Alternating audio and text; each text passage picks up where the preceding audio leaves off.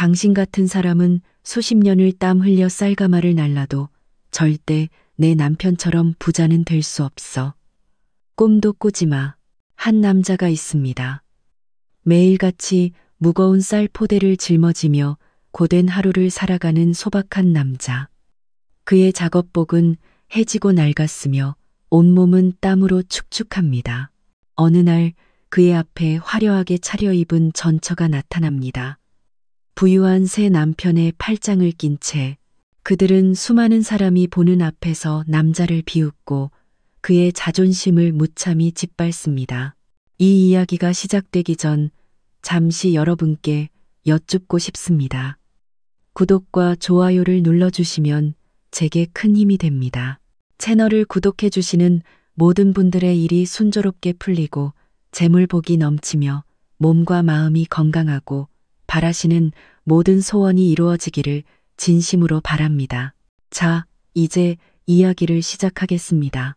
동쪽 하늘 위로 새벽해가 떠오를 무렵 경기도 이천의 한 농산물 유통센터 주변에는 참새들이 흩어진 나탈을 찾아 분주히 날아다녔습니다.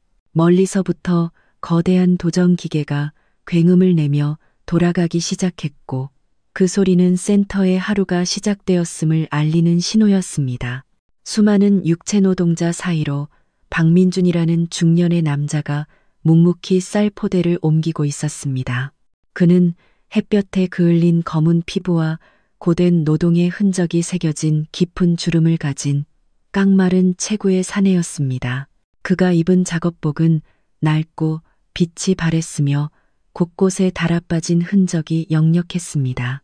수십 킬로그램의 쌀 포대를 매일 만지는 그의 손은 거칠고 두꺼운 굳은 살이 박여 있었습니다. 민주는 이 센터의 터줏대감이나 다름없었습니다. 그는 수년간 이곳에서 상하차 인부로 일해왔습니다. 동이 트기 전부터 해가 질 때까지 그는 트럭에서 창고로 다시 창고에서 트럭으로 쌀 포대를 쉴 새 없이 날랐습니다. 어깨에는 시퍼런 멍이 들고 등은 끊어질 듯 아파왔지만 그는 좀처럼 불평하는 법이 없었습니다. 그에게 인생은 곧 투쟁이었습니다. 하지만 그의 어깨를 짓누르는 것은 비단 쌀 포대의 무게뿐만이 아니었습니다. 그보다 훨씬 더 고통스러운 마음에 짐이 있었습니다. 바로 최유라라는 여자와 함께했던 과거였습니다. 유라는 그의 전처였습니다. 길고 검은 생머리에 뽀얀 피부, 그리고 한때 민준이 밤낮으로 일하게 만들었던 사랑스러운 미소를 가진 아름다운 여자였습니다. 그는 진심으로 유라를 사랑했습니다. 단란한 가정을 꾸리고 싶다는 소박한 꿈을 안고 결혼했지만 빠듯한 살림에 지쳐가던 유라의 마음은 서서히 변해갔습니다. 민준 씨, 우리 언제까지 이렇게 살아야 해? 나도 남들처럼 예쁜 보석도 갖고 싶고 서울로 쇼핑도 가고 싶고 부녀 회장님처럼 외제차도 타고 싶단 말이야. 유라는 짜증 섞인 목소리로 자주 투덜거렸습니다. 민주는 그저 묵묵히 듣다가 나지막이 대답할 뿐이었습니다. 조금만 참아줘. 하늘은 스스로 돕는 자를 돕는다고 했잖아. 내가 더 열심히 일할게. 언젠가는 좋은 날이 올 거야. 하지만 그런 말은 유라의 귀에 들어오지 않았습니다. 그러던 어느 날 강지훈이라는 남자가 나타났습니다. 그는 센터를 드나들던 유통업체 사장이었습니다. 깔끔한 외모에 검은 선글라스, 항상 단정하고 향수 냄새가 나는 남자였습니다. 지훈은 돈과 달콤한 말로 유라의 마음을 사로잡는 법을 알았습니다. 유라는 서서히 그에게 흔들리기 시작했습니다. 민주는 아내의 태도가 변해가는 것을 느꼈습니다. 유라는 점점 차가워졌고 귀가 시간은 늦어졌으며 이유 없이 화를 내는 일이 잦아졌습니다. 그러던 어느 날 밤, 유라는 민준의 세상을 무너뜨리는 말을 뱉었습니다. 민준 씨, 나 더 이상 당신이랑 못 살겠어. 나한테는 확실한 미래가 필요해. 강 사장님이랑 같이 떠날 거야. 그 말은 마치 마른 하늘의 날벼락 같았습니다. 민주는 그 자리에 얼어붙었고 온몸에 힘이 빠져나갔습니다. 그는 유라를 붙잡고 떠나지 말라고 애원했지만 그녀의 마음은 이미 돌아선 뒤였습니다. 다음 날 유라는 민준을 남겨두고 집을 떠났습니다. 그날 이후 민준의 삶은 송두리째 바뀌었습니다. 저녁 식사를 차려주던 유라의 모습도 상냥하게 말을 걸어오던 아내의 목소리도 사라졌습니다. 오직 지독한 외로움과 배신감 그리고 아물지 않는 상처만이 남았습니다. 하지만 민주는 주저앉지 않았습니다. 그는 다시 일어나 센터로 향했고 매일 흘리는 땀방울에 모든 고통을 쏟아부었습니다. 사람들은 그저 그를 평범한 상하차 인부로만 볼 뿐 그 말은 몸속에 부서진 마음이 있다는 사실을 아무도 알지 못했습니다. 유라가 떠난 지 1년이라는 시간이 흘렀습니다. 하지만 민주는 동네에서 다정한 부부를 볼 때마다 오래된 상처가 다시 벌어지는 듯한 고통을 느꼈습니다. 그는 아내가 신의보다 재물을 택했다는 사실을 매 순간 곱씹어야 했습니다. 그날도 민주는 센터에서 막 12번째 포대를 옮긴 참이었습니다. 숨이 턱까지 차오르고 땀이 얼굴을 뒤덮었습니다. 그는 낡은 나무 의자에 잠시 앉아 먼지투성이 손으로 얼굴을 훔쳤습니다. 동료인 김동현이 담배를 입에 물고 옆에 앉았습니다. 박 씨, 들었어? 최유라 씨, 그 강 사장이랑 아주 잘 산다던데. 차 끌고 서울로 쇼핑도 자주 간다며 그립지는 않고 동현이 낄낄거리며 물었습니다. 민주는 아무 말 없이 앞만 바라보며 감정을 억눌렀습니다. 그 사람 보기 거기까지라면 어쩔 수 없지 잘 살기를 빌어줄 뿐이야. 그는 나지막이 대답했습니다. 하지만 그의 마음 깊은 곳에서는 불꽃이 타오르고 있었습니다. 그는 가난하다는 이유만으로 버려지고 무시당하고 짓밟였습니다. 그 상처는 아직 아물지 않았고 그는 언젠가 하늘이 자신의 길을 열어줄 것이라 믿었습니다. 사실 그의 소박한 모습 뒤에는 아무도 모르는 거대한 비밀이 숨겨져 있었습니다. 훗날 유라와 지훈을 포함한 모든 사람을 경악하게 할 비밀이. 하지만 지금은 그저 침묵하며 시간이 모든 것을 말해주기를 기다릴 뿐이었습니다. 태양은 점점 더 높이 떠오르고 도정 기계 소리는 더욱 커졌습니다. 민주는 자리에서 일어나 또 다른 쌀 포대를 어깨에 짊어졌습니다. 그의 발걸음은 느렸지만 단호했습니다. 마치 상처투성이지만 멈추지 않는 그의 인생처럼. 그날 아침 이천의 하늘은 유난히 맑았습니다. 논두렁의 벼이삭 끝에 맺힌 이슬이 햇살을 받아 반짝였습니다. 유통센터로 향하는 비포장도로는 갓 수확한 벽가마를 실은 트럭들로 붐볐습니다. 민주는 여느 때처럼 동이 트기 전에 센터에 도착해 있었습니다. 그는 저울 근처 나무 의자에 앉아 찢어진 작업복 소매를 여미고 있었습니다. 그날의 첫 번째 포대는 이미 그의 어깨를 스쳐 지나갔습니다. 그때 멀리서부터 고급 세단의 엔진 소리가 들려왔습니다. 흙먼지가 자욱하게 피어올랐고 모든 인부의 시선이 그쪽으로 쏠렸습니다. 이 소박한 동네에 어울리지 않는 화려한 등장이었습니다. 잠시 후 번쩍이는 검은색 외제차가 센터 마당으로 들어섰고 열린 창문 너머로 한 여자의 웃음소리가 울려 퍼졌습니다. 차문이 열리고 꽃무늬가 프린트된 검은색 원피스를 입은 여자가 내렸습니다. 아름다운 얼굴, 부드럽게 흘러내리는 머릿결, 옅은 화장으로 한껏 멋을 낸 모습. 그녀는 바로 유라였습니다. 한때 민준의 아내였던 여자. 하지만 그녀는 혼자가 아니었습니다. 옆자리에서는 깔끔한 흰색 셔츠에 정장 바지, 번쩍이는 구두와 값비싼 선글라스를 쓴 남자가 내렸습니다. 바로 민준에게서 유라를 빼앗아간 강지훈이었습니다. 인부들은 즉시 수군거리기 시작했습니다. 저 사람 최유라 씨 아니야? 박 씨 전처. 엄청 부자 됐나 보네. 누군가 말했습니다. 다른 이는 비꼬는 투로 덧붙였습니다. 그러게 말이야. 민준이도 잘못이 있지. 아내 하나 행복하게 못해주니 떠나는 게 당연하지.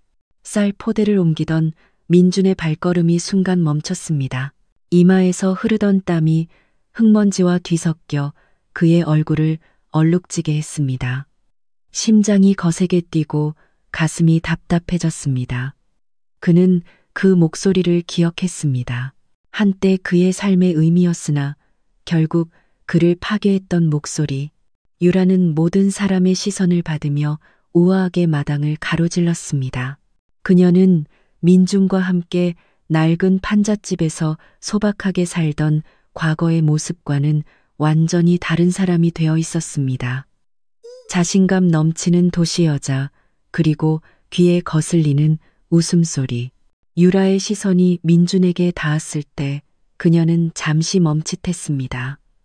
하지만 그녀의 얼굴에 떠오른 것은 연민이 아닌 냉소적인 미소였습니다. 그녀는 민준에게 다가가 전 남편을 손가락으로 가리키며 큰 소리로 웃었습니다.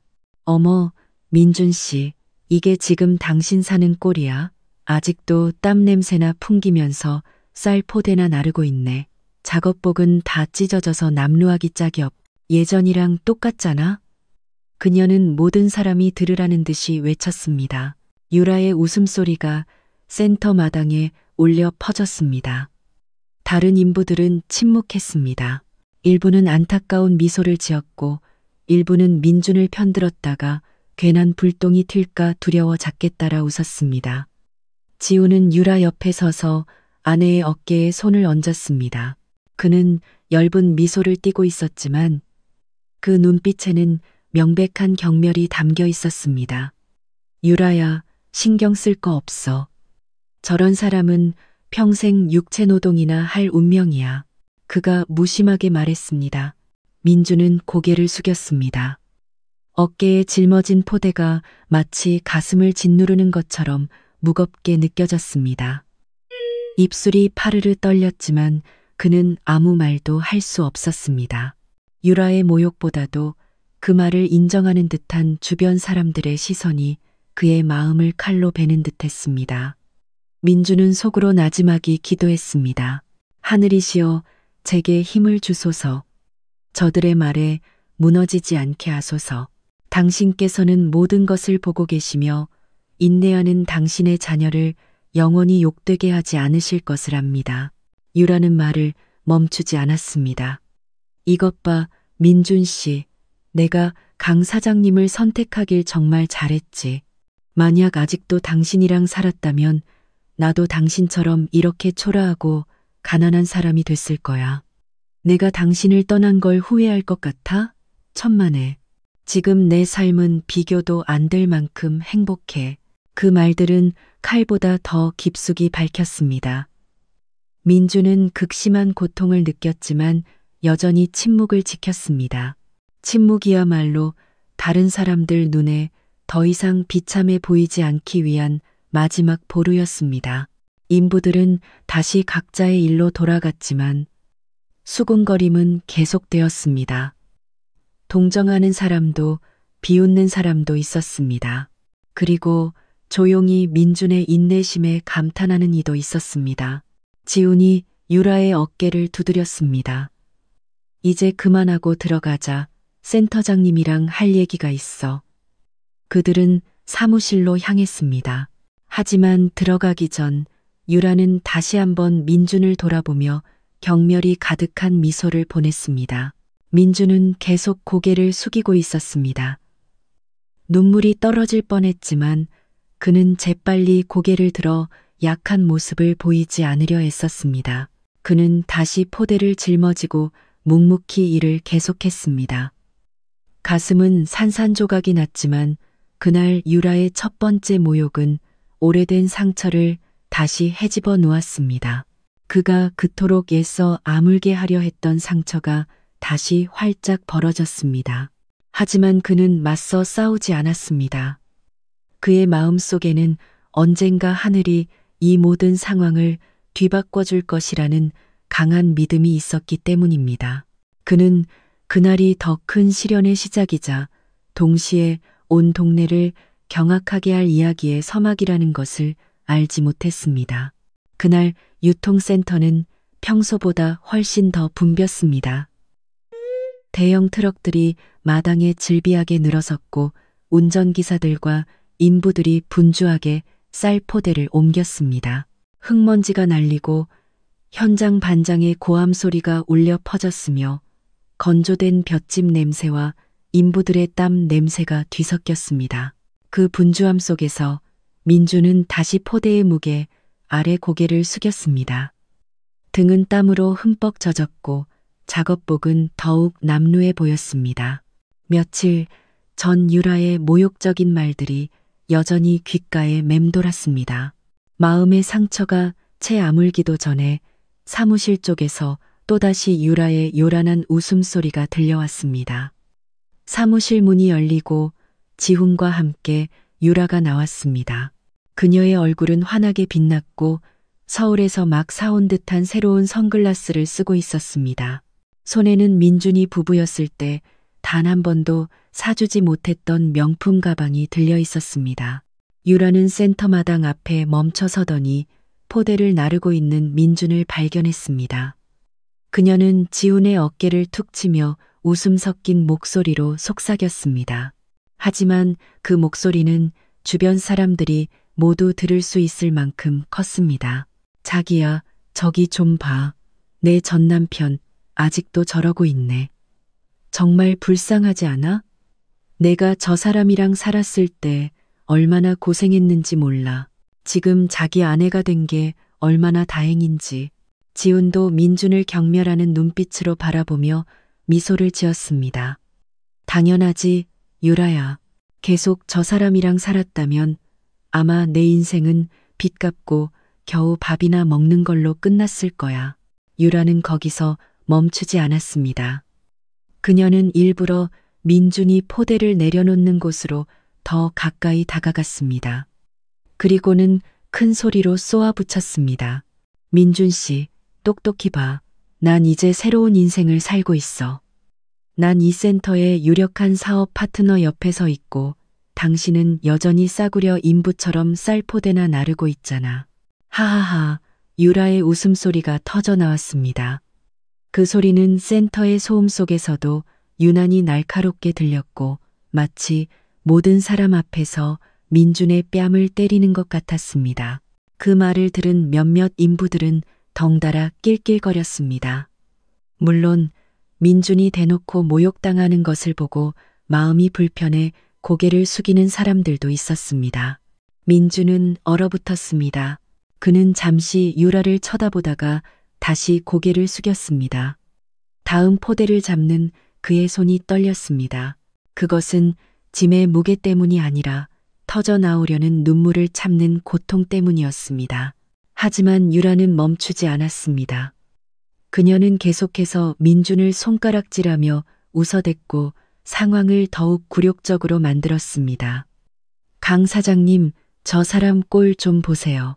옷은 다 찢어지고 땀 냄새는 진동하고 얼굴은 흙투성이잖아요.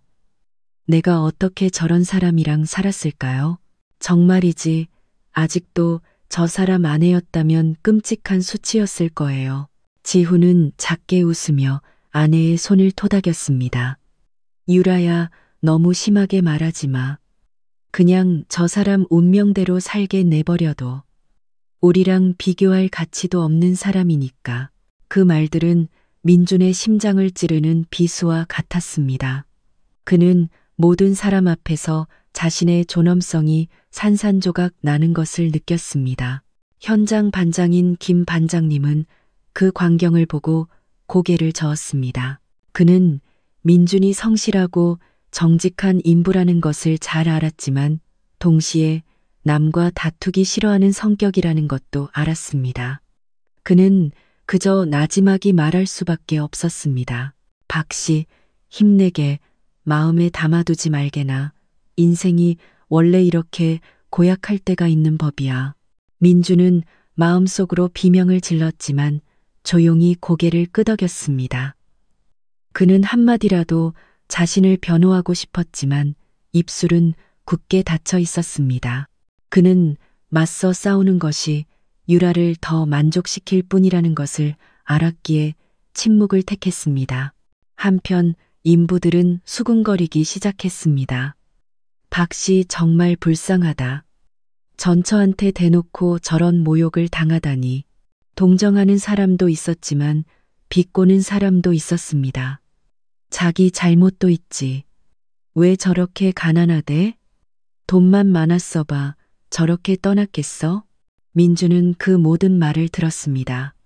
그는 피곤해서가 아니라 극심한 수치심 때문에 온몸이 떨리는 것을 느꼈습니다. 유라는 여전히 웃으며 지훈의 팔짱을 자랑스럽게 꼈습니다. 가요, 자기.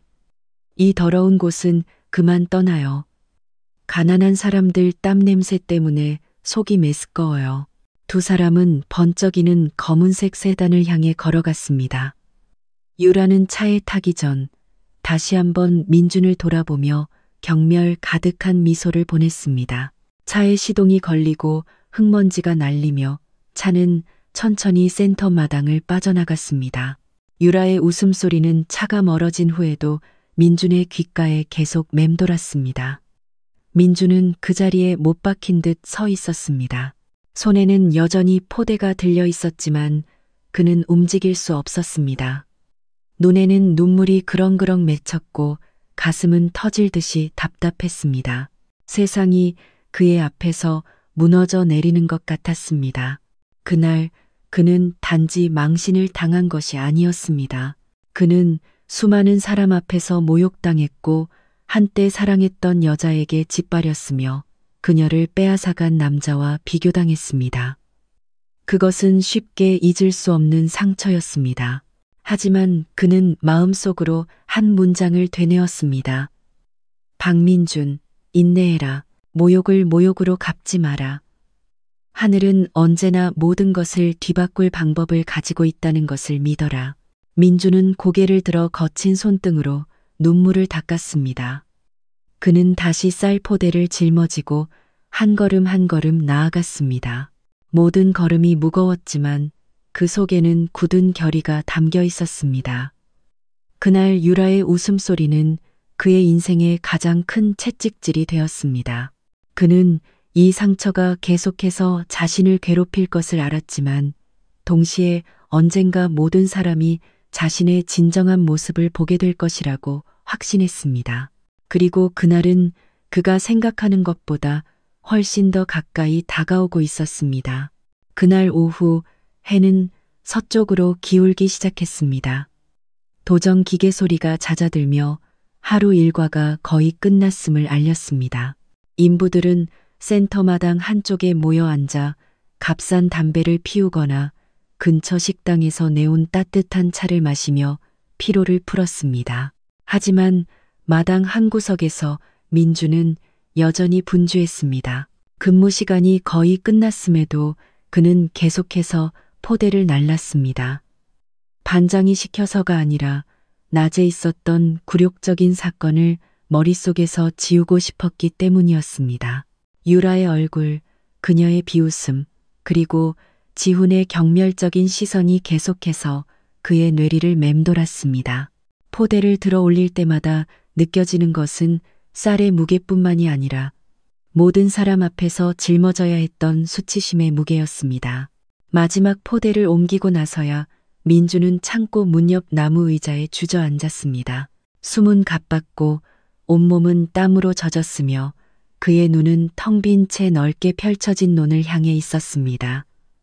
동료인 동현이 담배 한 개비를 들고 다가왔습니다. 박 씨, 괜찮은 건가? 아까는 정말 마음이 아팠겠어. 나 같았으면 그 자리에서 최유라 씨한테 한바탕 쏘아 붙였을 거야. 어떻게 사람들 앞에서 그렇게까지 모욕을 줄 수가 있어? 민주는 씁쓸하게 웃을 뿐이었습니다. 상대해봤자 나도 그 사람들이랑 똑같은 사람 되는 거지. 남들이 뭐라고 하든 상관없어. 난 하늘이 공평하다고 믿으니까. 동현은 한숨을 쉬며 민준의 어깨를 두드렸습니다. 자네 정말 부처님 가운데 토막일세. 하지만 참는데도 한계가 있는 법이야. 계속 그렇게 얕보이다가는 큰일 나. 민준은 대답하지 않았습니다. 그는 그저 발밑의 흙먼지를 내려다볼 뿐이었습니다. 마음은 갈기갈기 찢겨 있었지만 그는 그 고통을 혼자 감내하기로 했습니다. 밤이 되었습니다. 얼마 되지 않는 일당을 받은 민주는 조용한 논두렁 길을 따라 집으로 걸어갔습니다.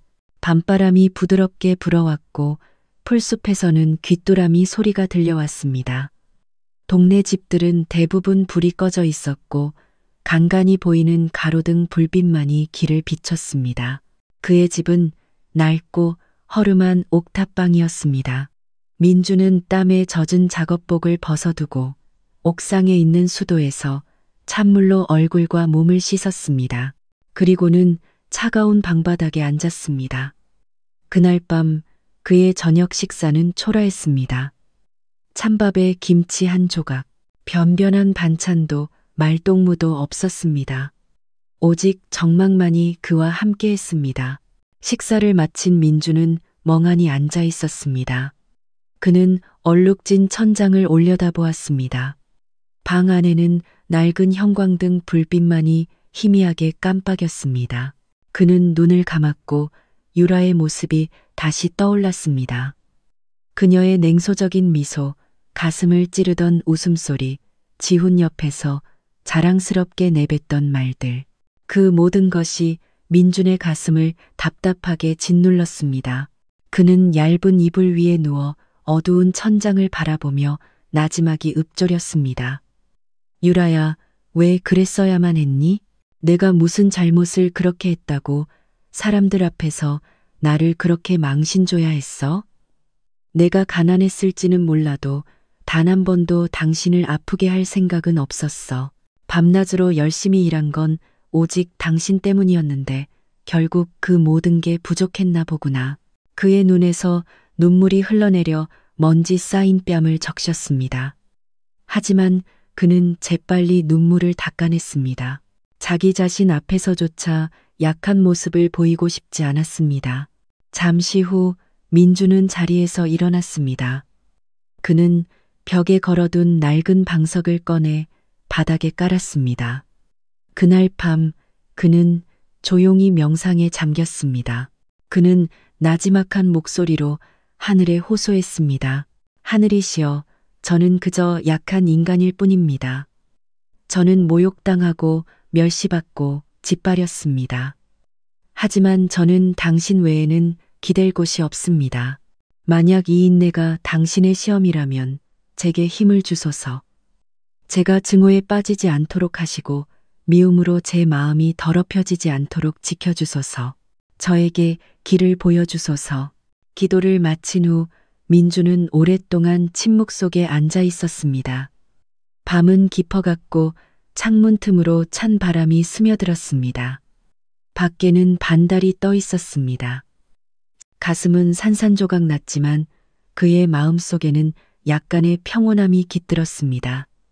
그는 오직 하늘만이 자신의 의지처라는 것을 알았습니다. 그는 언젠가 이 모든 상처가 답을 찾게 될 것이라고 믿었습니다. 다음 날 민주는 평소처럼 다시 일터로 나갔습니다. 그는 얼굴에 슬픈 기색이 드러나지 않도록 애썼지만 마음속의 상처는 여전히 아물지 않았습니다. 그는 그 상처를 누구에게도 말하지 않고 깊숙이 숨겨두었습니다. 그 후 며칠 동안 유라와 지훈이 센터에 나타날 때마다 그의 심장은 다시 떨렸습니다. 하지만 그는 고개를 숙이고 외면하며 더 이상 고통을 연장하고 싶지 않았습니다. 그는 맞서 싸우는 것이 상황을 악화시킬 뿐이라는 것을 알았습니다. 그래서 그는 그 상처를 혼자 품기로 했습니다. 그것을 자신과 하늘 사이의 비밀로 간직했습니다.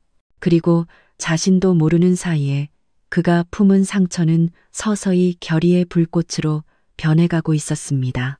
훗날 모든 모욕을 불태워버릴 진실이 마침내 밝혀질 때 타오를 불꽃으로 그날 아침 이천의 공기는 평소보다 더 후텁지근했습니다. 아직 이른 시간이었지만 해는 이미 높이 떠 있었습니다.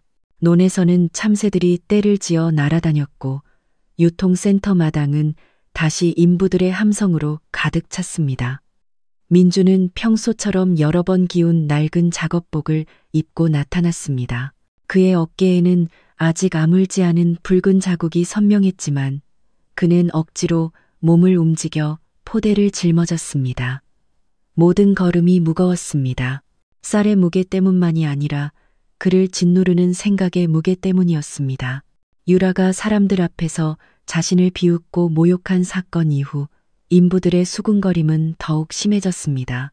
처음에는 조심스럽게 속삭였지만 시간이 지날수록 그의 귓가에 더욱 선명하게 들려왔습니다. 불쌍하지, 부자한테 아내 뺏기고 고쿠만 타기야. 하는 일이 고작 짐꾼이니 아내를 행복하게 해줄 수 있었겠어? 그러니까 가난하면 안 된다는 거야. 가난하면 저렇게 무시당하기 십상이지. 모든 문장이 민준의 가슴을 찌르는 화살과 같았습니다. 그는 결코 대꾸하지 않고 그저 고개를 숙이고 못 들은 척했습니다. 하지만 마음은 피를 흘리고 있었습니다. 휴식 시간이 되자 인부들은 떼를 지어 앉아 담배를 피웠습니다. 민주는 조금 떨어진 그늘진 망고나무 아래 앉았습니다. 하지만 여전히 비아냥거리는 소리에서 벗어날 수는 없었습니다. 박 씨는 사람이 착하긴 한데 너무 순에 빠졌어. 그러니 아내가 도망가지. 나 같으면 창피해서라도 이 동네 못 살아. 온 동네 웃음거리가 됐잖아. 근데 최유라 씨가 꼭 잘못한 건가? 여자라면 편하게 살고 싶은 게 당연하지. 몇몇은 일부러 민준이 들으라는 듯이 더 큰 소리로 떠들었습니다. 그들은 민준이 화를 내지 않는 사람이라는 것을 알았기에 마음 놓고 비웃었습니다. 민준은 고개를 숙였습니다. 그는 땅을 움켜쥐며 가슴을 짓누르는 고통을 삭히려 애썼습니다. 그는 마음속으로 되뇌었습니다. 하늘이시여, 저를 인내하게 하소서. 제가 증오로 갚지 않게 하소서. 당신께서는 잠들지 않으시며 이 모든 것에는 분명 뜻이 있을 것입니다. 하지만 모든 사람이 그를 조롱하는 것은 아니었습니다. 남몰래 안타까워하는 사람도 있었습니다. 센터 근처 식당에서 차를 파는 아주머니가 그런 사람이었습니다. 그녀는 민준이 자주 밥과 김치만으로 식사를 해결하는 것을 보았습니다. 어느 날 그녀는 용기를 내어 다가갔습니다. 박 사장님, 이거 두부조림 남은 건데 좀 드셔보세요. 그래야 힘내서 일하시죠. 그녀는 미소를 지으며 말했습니다. 민주는 잠시 놀랐습니다. 그는 천천히 고개를 끄덕이며 나지막이 말했습니다. 고맙습니다, 아주머니. 아주머니의 친절에 하늘이 복을 주실 겁니다. 그 작은 관심이 그의 마음에 힘이 되었습니다.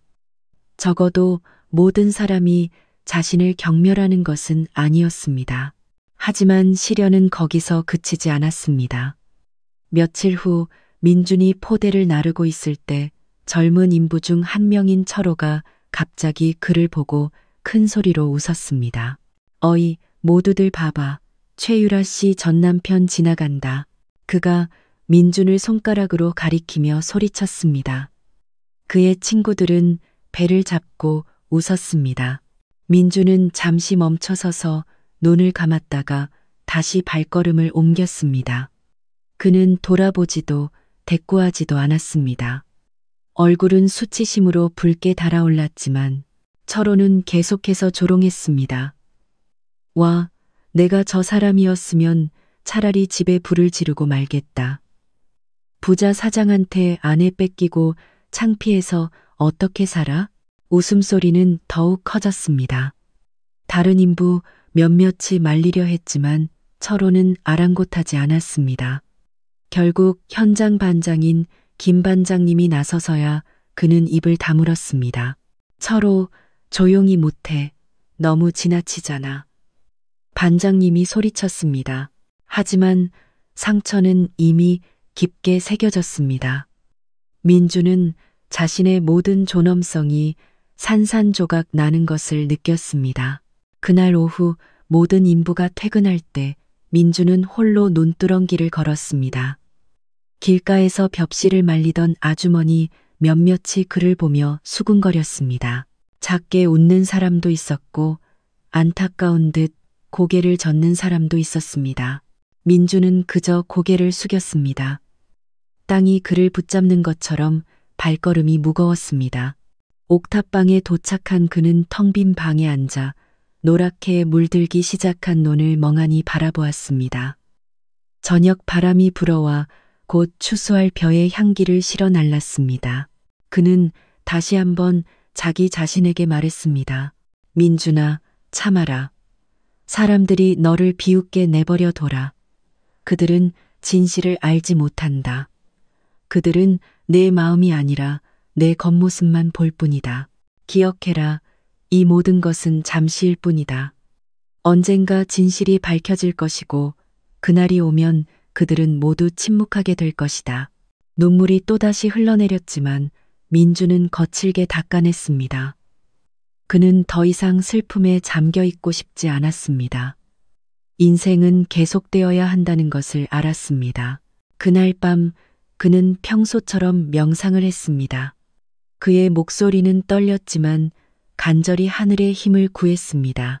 하늘이시여, 제가 이 모든 것을 감당해야 한다면 저를 강하게 하소서. 제가 절망하지 않게 하소서. 그리고 때가 되면 저를 멸시하는 자들 앞에서 당신의 진실을 보여주소서. 그 기도는 그의 작고 조용한 옥탑방에 울려 퍼졌습니다. 그리고 밖에서는 보름달이 밝게 빛나며 그가 품은 모든 상처의 증인이 되는 듯 했습니다. 그날 밤 이천은 깊은 정적에 잠겨 있었습니다. 동네 집들의 불빛이 하나둘씩 꺼져가고 몇몇 집에서 새어나오는 희미한 불빛만이 어둠을 밝혔습니다. 밤바람이 나무잎과 대나무를 스치며 내는 소리가 외로움을 더했습니다. 논가에 자리한 허름한 건물 옥상, 민주는 홀로 앉아 있었습니다. 그의 옥탑방은 낡고 초라했습니다. 벽 곳곳에는 세월의 흔적이 남아 있었고 천장은 얼룩져 있었습니다. 바닥에는 낡은 장판만이 깔려 있었습니다. 그날 그가 품은 마음의 상처는 더욱 무겁게 느껴졌습니다. 유라의 모욕적인 말이 귓가에 맴돌았고 동료 인부들의 조롱과 동네 사람들의 수군거림이 여전히 그의 심장을 찔렀습니다. 낮에는 고된 노동으로 고통을 잊을 수 있었지만 밤이 되어 정적이 찾아오면 모든 아픔이 걷잡을 수 없이 밀려왔습니다. 민주는 얇은 이불 위에 앉아 바람에 깜빡이는 낡은 형광등을 바라보았습니다. 그의 얼굴은 지쳐 있었고 눈은 공허했지만 생각은 좀처럼 잠잠해지지 않았습니다. 잠을 청하려 눈을 감을 때마다 유라의 냉소적인 웃음이 떠올랐습니다. 결국 그는 자리에서 일어났습니다. 그는 벽에 걸어둔 낡은 방석을 천천히 가져왔습니다. 색은 바랬지만 그가 드린 모든 기도의 증인이었습니다. 그는 방석을 바닥에 깔고 옥상의 수도에서 찬물로 몸을 정갈이했습니다. 밤에 찬 공기가 살을 내는 듯했지만 오히려 마음을 차분하게 해주었습니다. 민주는 잠시 앉아 두 손으로 얼굴을 쓸어내린 후 조용히 명상을 시작했습니다. 밖에서 들려오는 귀뚜라미 소리에 묻힐 만큼 그의 숨소리는 고요했습니다. 그는 고요한 밤에 하늘과 더 가까워지고 싶은 이들이 그러하듯 명상에 잠겼습니다. 마지막 자세를 끝낸 후 그는 오랫동안 방석 위에 앉아 있었습니다. 그는 두 손을 모으고 고개를 숙였고 눈에서는 눈물이 흐르기 시작했습니다. 오랫동안 억눌러왔던 감정이 그날 밤 마침내 터져 나왔습니다. 하늘이시여, 저는 그저 약한 인간일 뿐입니다. 저는 수많은 사람 앞에서 모욕당하고 멸시받고 짓밟였습니다. 제 마음은 산산조각 났고 몸은 지쳤습니다. 이제 당신 외에는 기댈 곳이 없습니다. 그의 울음이 터져 나왔고 어깨가 들썩였으며 목소리는 흐느낌에 잠겼습니다. 그는 끊어지는 문장으로 기도를 이어갔습니다. 하늘이시여, 만약 이 인내가 당신의 시험이라면 저를 강하게 하소서. 제가 증오로 갚지 않게 하소서. 복수심으로 제 마음이 검게 물들지 않게 하소서. 제게 순수한 마음을 가르치시고 인내를 가르치소서. 비록 제 마음이 찢어지더라도. 민주는 잠시 말을 멈췄다가 다시 기도했습니다. 그리고 하늘이시여, 당신의 뜻이라면 당신의 진실을 보여주소서. 저를 멸시하는 자들에게 당신께서 순식간에 모든 것을 뒤바꿀 수 있다는 것을 보여주소서. 저는 부귀영화를 바라지 않습니다. 저는 그저 제 존엄성을 되찾고 싶을 뿐입니다. 제가 비천한 사람이 아니라는 것을 사람들이 알게 해주소서. 눈물이 쉴 새 없이 흘러내렸습니다. 그날 밤 그의 기도는 마치 하늘에 닿을 듯했습니다. 밖에서는 보름달이 밝게 빛나며 억압받는 한 인간의 눈물을 지켜보는 증인이 되었습니다. 밤바람은 그의 목소리를 멀리까지 실어날라 잠든 동네의 정적과 하나가 되게 했습니다. 민주는 밤늦도록 기도했습니다. 그는 잘못을 뉘우치고 짧은 경전을 읽고 오랫동안 방석 위에 엎드려 있었습니다. 그 자세로 그는 자신의 모든 상처와 고통을 하늘에 맡겼습니다. 그의 마음은 서서히 가벼워졌고 울음은 설명하기 힘든 평온함으로 바뀌었습니다.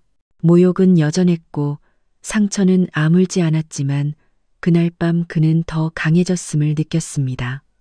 그는 고요한 밤의 기도가 결코 헛되지 않을 것이라 믿었습니다. 답이 당장 오지 않을 수도 있겠지만 민주는 방석 위에서 잠이 들었습니다. 몸은 웅크려 있었고 얼굴은 아직 눈물로 젖어 있었습니다. 잠은 짧았지만 깊었습니다. 다음 날 아침 그는 더 상쾌하게 일어났습니다.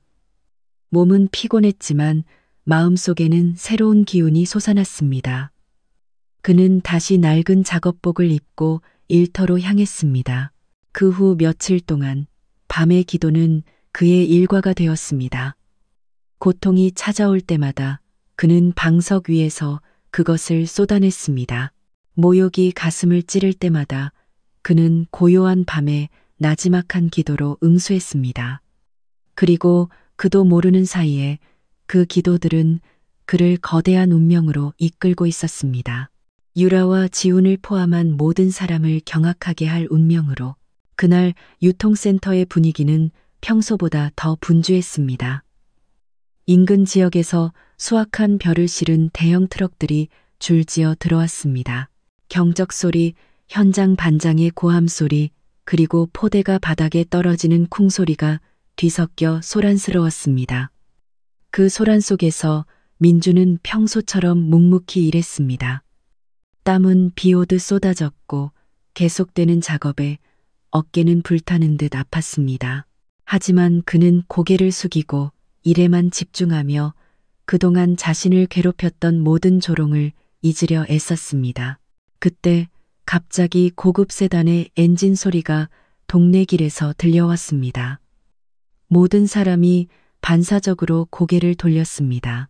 번쩍이는 검은색 세단이 천천히 센터 마당으로 들어왔습니다. 잠시 후 차 문이 열리고 한 여자가 자신감 넘치는 모습으로 내렸습니다. 바로 유라였습니다. 그날 그녀는 더욱 거만해 보였습니다. 머리는 깔끔하게 손질되어 있었고 입술에는 새빨간 립스틱이 칠해져 있었습니다. 손에는 금 장신구가 가득했고 화려한 꽃무늬 원피스를 입고 있었습니다. 인부들의 소박한 옷차림과는 극명한 대조를 이루었습니다. 그녀 뒤에서는 지훈이 깔끔한 정장에 번쩍이는 구두, 그리고 거만한 미소를 띤 채 내렸습니다. 두 사람은 나란히 센터 사무실을 향해 걸어갔습니다. 모든 시선이 그들에게 쏠렸습니다. 와, 저 사람 최유라 씨 아니야? 박 씨 전처잖아? 한 인부가 속삭였습니다. 응, 이젠 더 예쁘고 부자 같네. 박 씨랑 비교하면. 아이고, 하늘과 땅 차이지. 다른 이가 작게 웃으며 대답했습니다. 유라는 그 속삭임을 들었습니다. 그녀는 더욱 환하게 웃으며 마치 사람들 앞에서 자신을 과시하려는 듯이 더 빨리 걸었습니다. 포대를 나르고 있는 민준을 발견하자 그녀는 그 자리에서 멈췄습니다. 얼굴에는 냉소가 어렸습니다. 그녀는 허리에 손을 얹고 큰 소리로 말했습니다. 맙소사, 민준 씨, 아직도 여기서 일하는 거야? 여전히 쌀 포대나 나르고 창피하지도 않아? 우리 또래 사람들은 다 성공해서 좋은 집, 좋은 차 가지고 사는데 당신은 여전히 이 모양이 꼴이잖아. 모든 인부가 침묵했습니다. 분위기는 순식간에 싸늘해졌습니다. 그들은 민준이 어떻게 반응할지 지켜보았습니다. 민준은 고개를 숙이고 감정을 억눌렀습니다. 그는 아무 말도 하지 않았습니다. 포대를 쥔 그의 손이 떨렸습니다. 짐의 무게 때문이 아니라 치밀어 오르는 감정을 참는 고통 때문이었습니다. 유라는 멈추지 않았습니다. 그녀는 오히려 더 심하게 몰아붙였습니다. 그녀는 민준 바로 앞까지 다가가 그의 얼굴을 손가락으로 가리켰습니다. 내가 당신을 떠나길 정말 잘했어. 내 꼴 좀 봐. 남루하고 냄새나고 가난하고. 만약 아직도 당신이랑 살았다면 나도 비참해졌을 거야. 다행히 지금은 지훈 씨랑 함께 있잖아. 이 사람은 내가 원하는 모든 걸 해줄 수 있거든. 이 반지 봐, 이 목걸이도. 전부 이 사람이 사준 거야. 당신이 나한테 해준 게 뭐가 있었지? 땀 냄새랑 가난뿐이었잖아. 지훈은 엷은 미소를 지으며 아내의 말을 내버려 두었습니다. 때때로 그는 유라를 감싸 안으며 그녀의 모든 말을 지지하는 듯한 태도를 보였습니다. 몇몇 인부들은 나지막이 수군거렸습니다. 민준을 안타까워하며 고개를 젓는 사람도 있었지만 그 광경을 즐기며 작게 웃는 사람도 있었습니다. 민준은 입술을 깨물었습니다.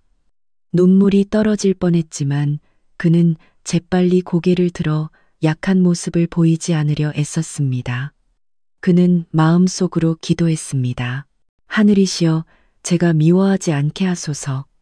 당신께서는 항상 보고 계심을 압니다. 만약 제 인내심이 시험받고 있다면 저를 강하게 하소서.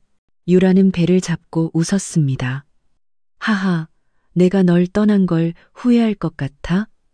아니, 민준 씨. 오히려 다른 길을 선택할 용기를 낸 나 자신에게 감사하고 있어. 지금 봐, 난 여왕처럼 살고 있잖아. 반면에 당신은 싸구려 막노동꾼 같고 그 말들은 가슴을 후벼 파는 채찍과 같았습니다. 모든 인부가 민준의 반응을 기다렸습니다. 하지만 그는 여전히 침묵을 지켰습니다. 그저 포대를 다시 짊어지고 비틀거리는 걸음으로 자리를 뜰 뿐이었습니다. 유라는 눈을 흘기며 다른 인부들에게 손을 흔들었습니다. 마치 과시라도 하듯이 여러분 모두 증인이에요. 이게 바로 아내의 격을 높여주지 못하는 남자의 말로예요. 저 사람처럼 되고 싶지 않으면 열심히 사세요. 유라의 웃음소리가 다시 한번 울려 퍼졌습니다. 그녀의 고급 세단이 밖에서 기다리고 있었고 그녀는 자신감 넘치는 걸음으로 그 안으로 들어갔습니다. 민주는 창고 끝에 서서 눈물이 그렁그렁한 채로 차가 떠나는 것을 바라보았습니다. 가슴은 찢어질 듯 아팠지만 그는 여전히 침묵을 선택했습니다. 그날 밤 그는 집에서 다시 하늘에 호소했습니다. 그는 오랫동안 엎드려 있었습니다. 눈물이 방석 위로 떨어졌습니다. 하늘이시여, 저는 인내하려 노력했지만 이 모욕은 점점 더 무거워집니다. 당신의 뜻이라면 당신의 진실을 보여주소서. 저는 그들이 모욕당하는 것을 원하지 않습니다. 저는 그저 그들 앞에서 제 격을 높여주시기를 바랄 뿐입니다. 그는 그 기도를 수없이 반복하다가 마침내 눈물로 젖은 얼굴로 방석 위에서 잠이 들었습니다. 밖에서는 초승달이 하늘에 걸려 있었습니다. 마치 억압받는 한 인간의 기도를 말없이 지켜보는 증인처럼. 그리고 그도 모르는 사이에 그날 밤은 거대한 변화의 시작이었습니다. 유라의 오만함은 한계를 넘었고 곧 하늘이 그 권능을 보여줄 것이었습니다. 유통센터에서의 나날은 민준에게 점점 더 힘겨워졌습니다. 매일 수십 개의 쌀 포대를 나르느라 지쳐가는 몸뿐만 아니라 계속되는 모욕에 시달리는 마음 때문이었습니다. 유라가 더욱 거만해지고 대놓고 자신을 망신준 이후 다른 인부들은 마치 새로운 농담거리를 찾은 듯 했습니다. 민준이 지나갈 때마다 비꼬는 목소리가 들려왔습니다. 어이, 전처 만나면 조심해. 또 비웃음 당할라. 박씨 불쌍하다. 아내한테 버림받고 나 같으면 창피해서라도 여기서 못 살아. 다른 데로 멀리 떠나겠다. 민주는 그저 고개를 숙였습니다. 마음은 수없이 산산조각 났지만 그는 결코 대꾸하지 않았습니다.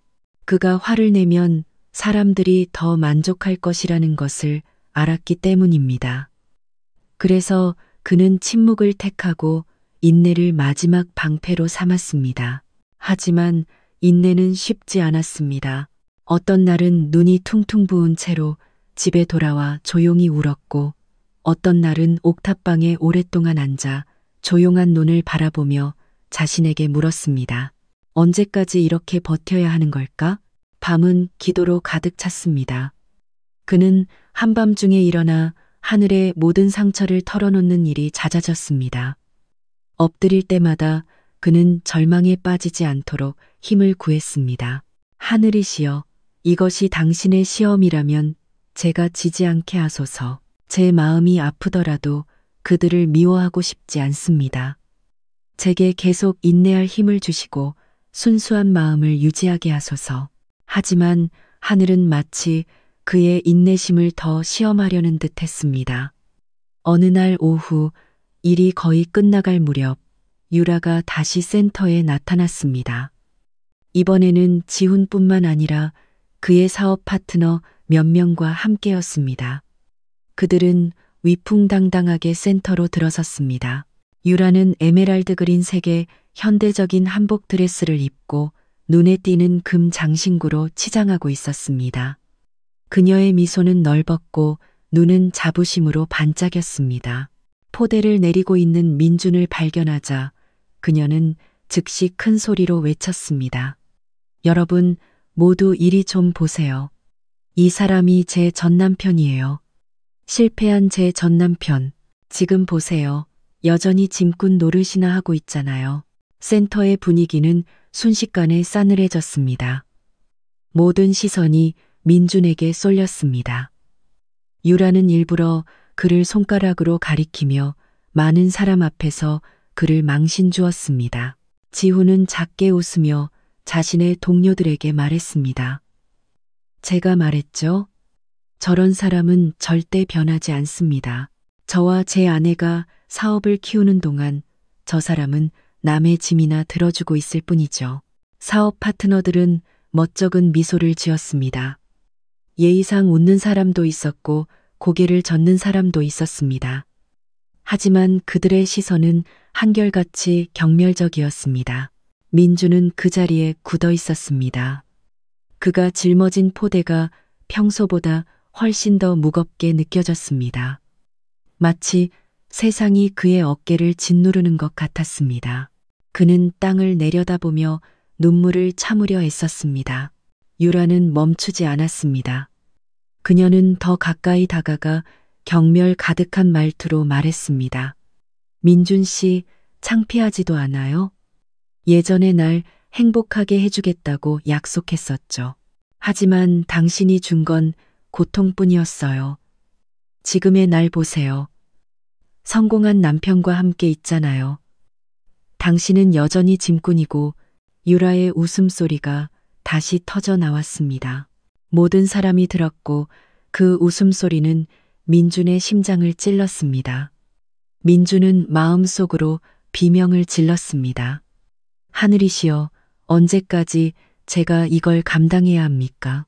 저는 인내했고 침묵했지만 이 모욕은 멈추지 않습니다.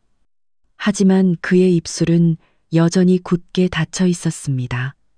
그는 대꾸하지 않았습니다. 그저 깊은 숨을 내쉬고 다시 일을 계속할 뿐이었습니다. 그 광경을 본 현장 반장 김 반장님이 마침내 입을 열었습니다. 최유라 씨, 죄송하지만 그러시면 안 됩니다. 여기 있는 우리 모두 박 씨를 포함해서 열심히 일하는 사람들입니다. 일하는 곳에서 사람을 모욕하는 건 옳지 않습니다. 유라는 코웃음을 치며 손을 내저었습니다. 아, 됐어요. 저런 사람은 모욕당해도 싸요. 전 사실을 말했을 뿐이에요. 지훈이 아내의 팔을 끌었습니다. 유라야, 그만하고 들어가자. 중요한 얘기가 있어. 그들은 민준에게 또 다른 상처를 남기고 사무실로 향했습니다. 그날 오후 모든 인부가 퇴근했을 때 민준은 홀로 센터 근처 망고나무 아래 앉아 있었습니다. 그의 눈은 공허했고 머릿속은 복잡한 생각으로 가득했습니다. 그는 자신의 인내심이 한계에 다다랐다고 느꼈습니다. 하지만 그 고요함 속에서 그는 자신의 마음속 목소리를 들었습니다.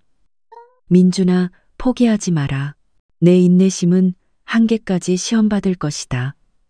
하지만 기억해라, 하늘은 결코 잠들지 않는다. 언젠가 이 모든 것은 그분의 방식으로 보상받을 것이다. 그 말들은 그에게 다시 힘을 주었습니다. 그는 일어나 조용한 논두렁 길을 따라 집으로 걸어갔습니다. 집에서 그는 다시 방석을 꺼내 하늘 앞에 오랫동안 엎드렸습니다. 하늘이시여, 저는 거의 무너질 뻔했지만 당신을 믿습니다. 만약 아직 때가 아니라면 저는 계속 인내할 것입니다. 하지만 때가 되면 당신의 권능을 보여주소서. 당신께서 진정으로 누구를 귀하게 여기시는지 보여주소서. 눈물이 또다시 흘러내렸지만 이번에는 고통의 눈물만이 아니었습니다. 희망의 눈물이었습니다. 자신의 기도가 헛되지 않으리라는 믿음. 그리고 정말로 그 시험은 시작에 불과했습니다. 머지않아 거대한 사건이 모든 것을 바꿀 것이었습니다.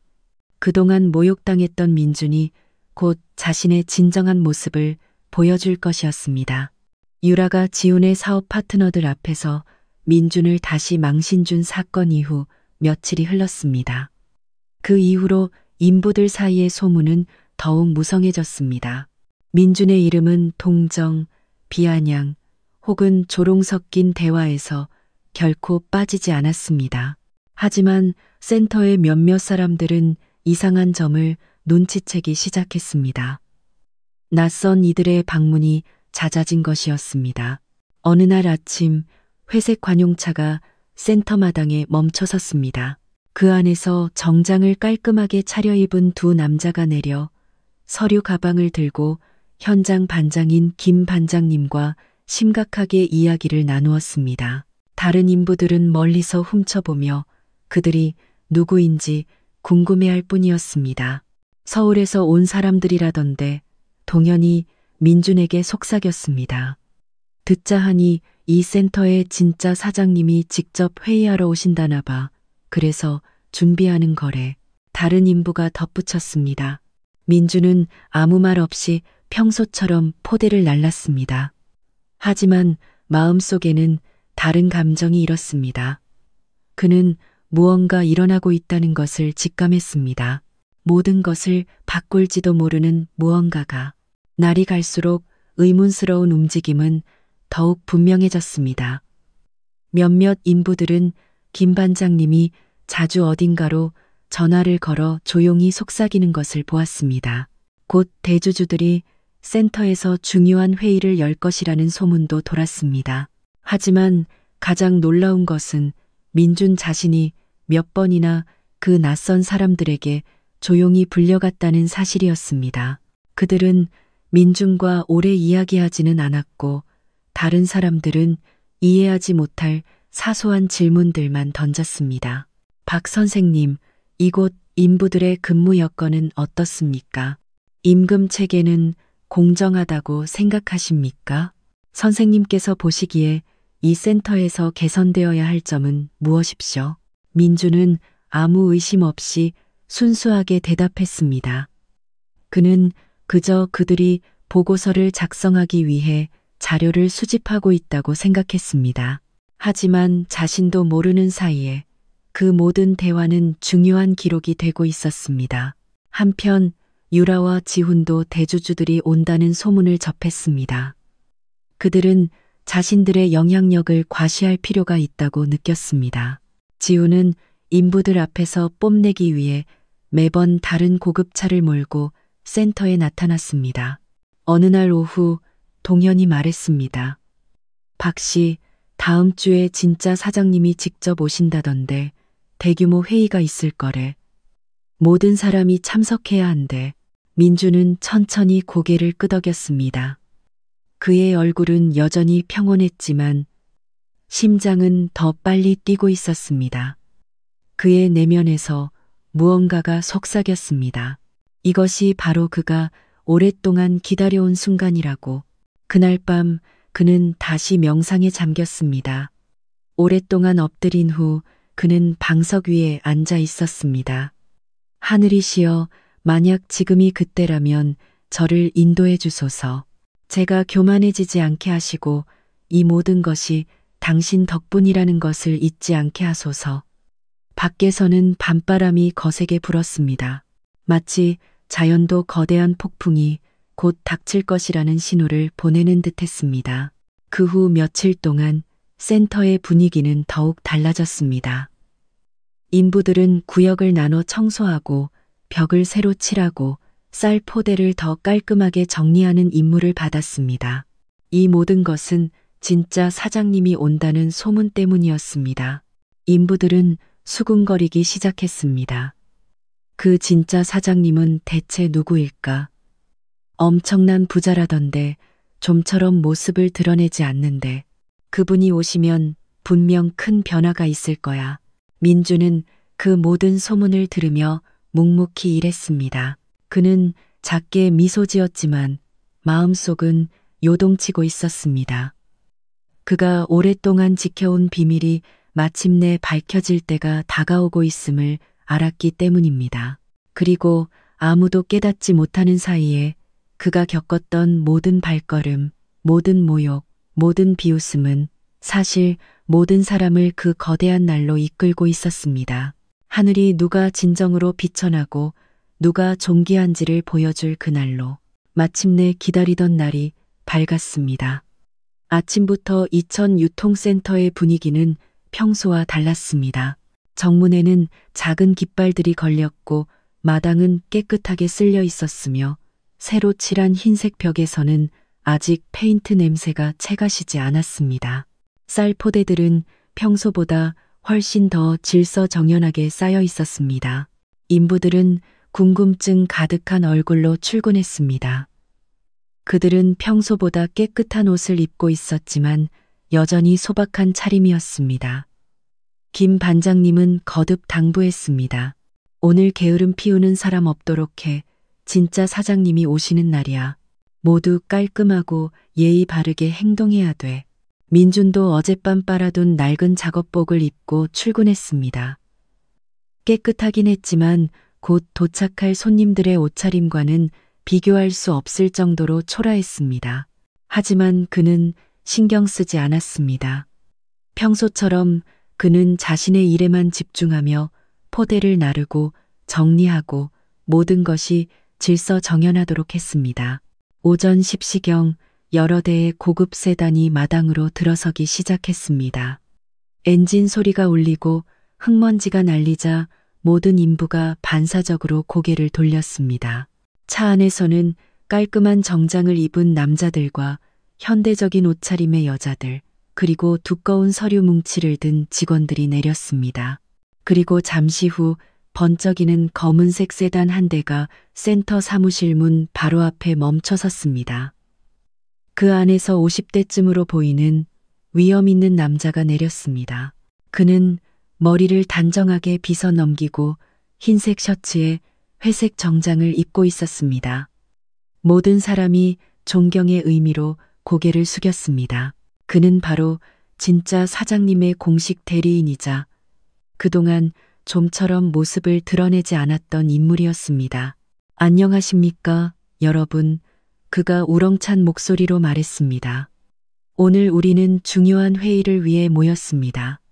이 센터의 미래에 관한 중대한 결정이 있을 것입니다. 인부들 사이에서 수군거림이 시작되었습니다. 그들은 대체 무슨 발표가 있을지 궁금해했습니다. 군중 속에는 유라와 지훈도 있었습니다. 그들은 눈에 띄는 차림으로 나타났습니다. 유라는 젓갈색의 현대적인 한복 드레스를 입고 목에는 두꺼운 금목걸이를 걸고 있었습니다. 지훈은 검은색 정장에 빨간 넥타이를 메고 위풍당당하고 자신감 넘치는 모습이었습니다. 그들은 거만한 미소를 지으며 인부들 사이를 지나갔습니다. 마치 자신들이 이곳에서 가장 중요한 사람이라는 것을 보여주려는 듯했습니다. 유라는 심지어 친구에게 들릴 만큼 큰 소리로 속삭였습니다. 나중에 회의 시작하면 두고 봐. 지훈 씨는 저기 앞자리 사장님들 옆에 앉을 거야. 저기 뒤 바닥에나 앉을 박민준 씨 같은 사람이랑은 다르지. 몇몇 인부들은 그 말을 듣고 낄낄거렸습니다. 반면 민주는 그저 고개를 숙이고 못 들은 척했습니다. 회의는 평소 예비 포대를 보관하던 창고 강당에서 시작되었습니다. 의자들이 질서정연하게 놓여 있었고 앞쪽에는 회의를 주재할 사람들을 위한 긴 테이블이 마련되어 있었습니다. 인부들은 뒤쪽에 놓인 소박한 나무 의자에 앉았습니다. 민준도 인부들 사이에 섞여 앉았습니다. 그는 주먹을 꽉 쥐었고 심장이 두근거렸습니다. 오늘이 바로 그 중요한 날, 그가 지켜온 비밀이 서서히 드러나기 시작할 날이라는 것을 알았습니다. 회색 정장을 입은 남자가 앞에 서서 단호한 목소리로 회의를 시작했습니다. 참석해주신 모든 분께 감사드립니다. 이 센터는 오랫동안 많은 사람의 생계가 달린 곳이었습니다. 오늘 우리는 진짜 소유주로부터 직접 결정을 듣게 될 것입니다. 모든 사람이 경악했습니다. 진짜 소유주라니. 그들은 지금까지 이 센터가 서울에서 온 몇몇 사업가들의 소유라고만 생각했습니다. 유라는 혼란스러운 얼굴로 지훈을 돌아보았습니다. 이게 무슨 말이에요, 자기? 우리가 아는 사업 파트너들이 주인 아니었어요? 지훈도 침묵했습니다. 그의 이마에는 주름이 잡혔습니다. 그는 애써 평정을 유지하려 했지만 마음은 불안해지기 시작했습니다. 회의장은 더욱 조용해졌습니다. 모든 시선이 앞으로 쏠려 어떤 이름이 불릴지 기다렸습니다. 민주는 고개를 숙이고 앉아 있었지만 심장은 거세게 뛰고 있었습니다. 그는 그 순간이 점점 더 가까워지고 있음을 느꼈습니다. 그리고 모든 사람이 숨을 죽인 바로 그 순간 정장 입은 남자가 우렁차게 말했습니다. 오늘 저는 이 센터의 진정한 소유주, 가장 큰 지분을 가진 분을 발표하겠습니다. 그분은 서울에서 오신 분이 아닙니다. 바로 우리와 함께 계십니다. 여러분이 지금까지 그저 평범한 인부로만 여겨왔던 분입니다. 모든 사람이 경악했습니다. 회의장 전체에서 속삭임이 터져 나왔습니다. 유라는 눈을 동그랗게 떴습니다. 지훈은 얼굴이 굳은 채 침묵했습니다. 인부들은 서로를 쳐다보며 대체 누구를 말하는 것인지 어리둥절해했습니다. 민주는 잠시 눈을 감고 깊은 숨을 내쉬었습니다. 그는 자신의 인생을 바꾸고 모든 사람을 충격에 빠뜨릴 그 순간이 바로 눈앞에 와 있음을 알았습니다. 그날 오후 센터 강당은 긴장된 얼굴들로 가득 차 있었습니다. 평소 비어있던 소박한 의자들이 이제는 가득 찼습니다. 인부들은 대부분 땀 자국이 남은 낡은 옷을 입고 단정히 앉아 있었고, 반면 서울에서 온 손님들은 정장과 화려한 옷차림을 하고 있었습니다. 그 대조는 극명했습니다. 앞쪽 긴 테이블에는 회의를 주재하는 사업 대표들이 앉아 있었습니다. 회색 정장을 입은 남자를 포함해서 모든 사람이 대체 누가 이 센터의 진짜 소유주인지 그 거대한 발표를 기다리고 있었습니다. 하지만 그 말이 나오기도 전에 유라가 자리에서 일어났습니다. 그녀는 환하게 웃으며 손님들을 훑어본 후 모든 사람이 들을 수 있을 만큼 큰 목소리로 말했습니다. 여러분, 제 남편 강지훈 사장님을 소개하고 싶습니다. 그는 이곳의 주요 사업 파트너 중 한 명입니다. 저는 오늘 어떤 결정이 내려지든 분명 제 남편의 영향력이 크게 작용할 것이라고 확신합니다. 그러니 이곳에서 누가 가장 힘 있는 사람인지 알고 싶으시다면 바로 이 사람을 보시면 됩니다. 유라는 자랑스럽게 지훈을 가리켰습니다. 몇몇 손님들이 예의상 박수를 쳤습니다. 지훈은 거만한 미소를 지으며 일어나 청중을 향해 고개를 끄덕였습니다. 제 아내 말이 맞습니다. 저와 제 동료들은 오랫동안 이 센터와 협력해 왔습니다.